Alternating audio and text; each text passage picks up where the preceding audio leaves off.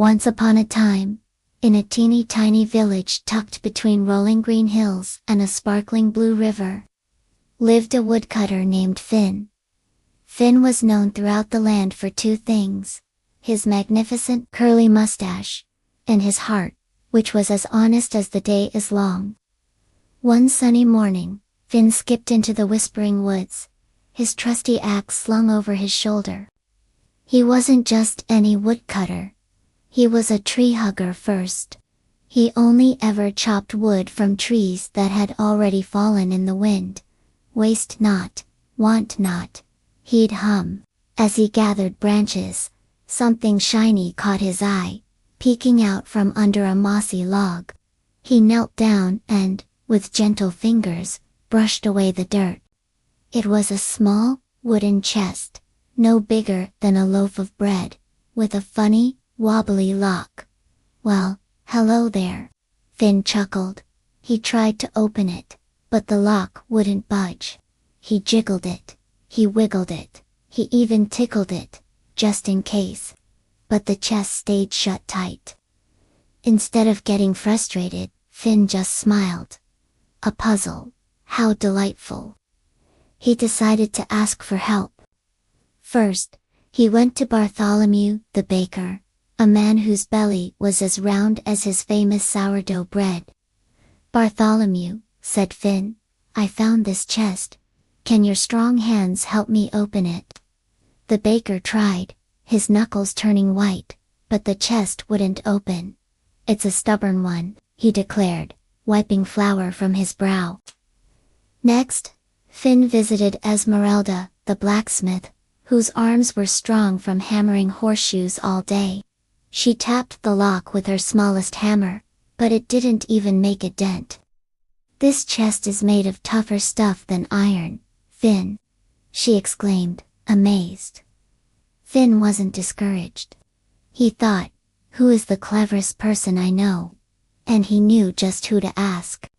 He scurried to the top of the highest hill, where Old Willow, the wisest woman in the village, lived.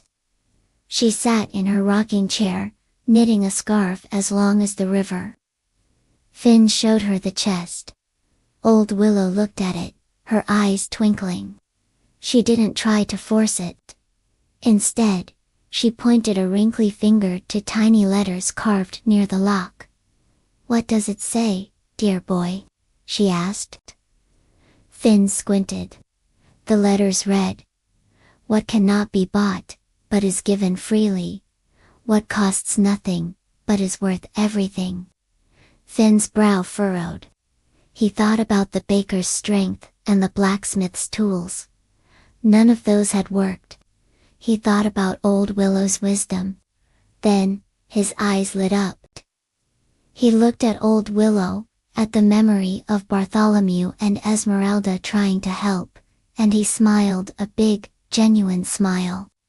"It's honesty," he shouted, "and kindness."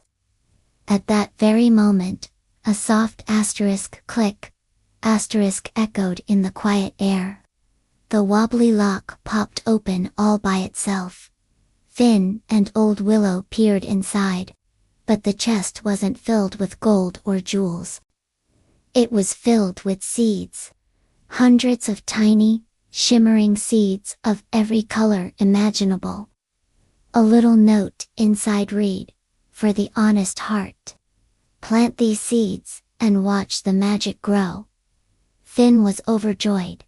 This was better than any gold. He shared the seeds with everyone in the village. They planted them in their gardens, in window boxes, and in pots along the street. Soon, the village was bursting with the most incredible flowers they had ever seen. There were flowers that giggled when you watered them, flowers that glowed softly in the moonlight, and flowers that smelled like freshly baked cookies. The village became the happiest, most colorful place in the world, all because of Finn's honest heart. He learned that the greatest treasure isn't something you can hold in a box, but the goodness you share with others. And that, my friends, is the story of the honest man's treasure. Thank you so much for watching. If you enjoyed our story, don't forget to like, share, and subscribe for more adventures. See you next time.